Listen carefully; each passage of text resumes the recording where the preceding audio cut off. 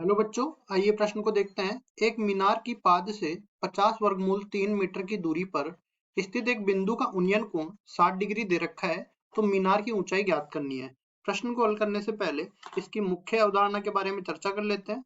मुख्य अवधारणा, तो यहाँ पे देखो, जब भी हमें कोणों और भुजाओं के बीच में संबंध दिया गया है तो हम लोग त्रिकोणमिति का उपयोग करते हैं। तो यहाँ पे लगने वाले हैं अपने पास त्रिकोणमिति के अनुप्रयोग।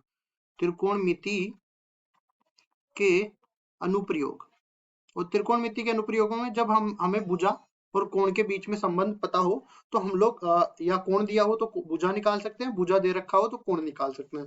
तो देखो कैसे निकाल सकते हैं वो भी हम लोग बता देते हैं। जैसे मान लो कि ये कोई जो त्रिकोणमिति लगती है वो समकोण त्रिभुज के लिए मान्य होती है।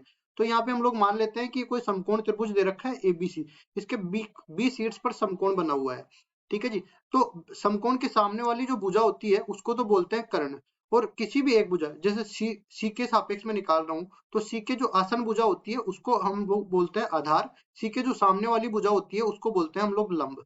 अब देखो, जैसे हमें निकालना है आधार और लंब के बीच में संबंध स्थापित करना है, तो हम लोग लिखते हैं यहाँ पे टेन सी। टेन सी लंब बटा आधार होता है। पहले तो इसको लिखेंगे लंब बटा में आधार। तो लंब इसमें देखो कौन सा हो गया, लंब इसमें ए बी हो गया, और आधार इसमें कौन सा हो गया, बी सी हो गया। इसी तरह अगर मैं साइन सी के लिए निकालता हूं तो साइन सी में लंब और कर्ण होते हैं, तो लंब बटा कर्ण मतलब ए बी बटा ए सी आ जाएगा।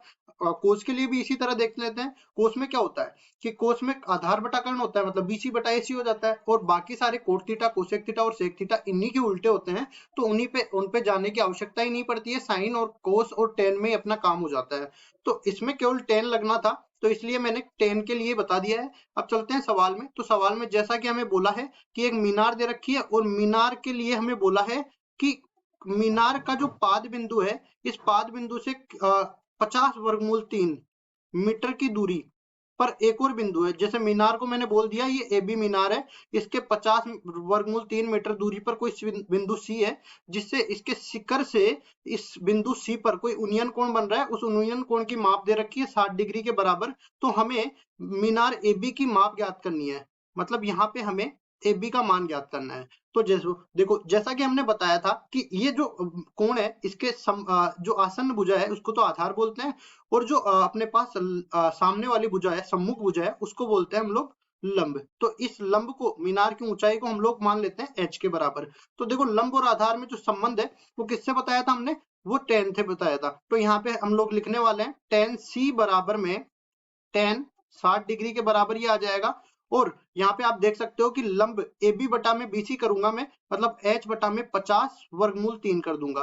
अब देखो टेन 60 डिग्री का मान वर्गमूल 3 के बराबर होता है, मतलब कुल मिला के अपने पास 50 वर्गमूल में 3 वर्गमूल 3 से गुणा होगा, तो ये 150 के बराबर हो जाएगा। और इकाई पहले से ही दे रखी है मीटर के बराबर, तो ये भी अपने पास आ जाएगा मीटर के बराबर। मतलब हम लोग यहाँ पे कह सकते हैं कि मीनार की जो ऊंचाई है, मीनार की ऊंचाई वो किसके बराबर आ गई, 150 150 मीटर के बराबर ही आ गई। यही हमें निकालना था, तो यही हमारा उत्तर हो जाएगा। आशा करता हूँ ये सवाल आपको समझ में आया होगा। धन्यवाद।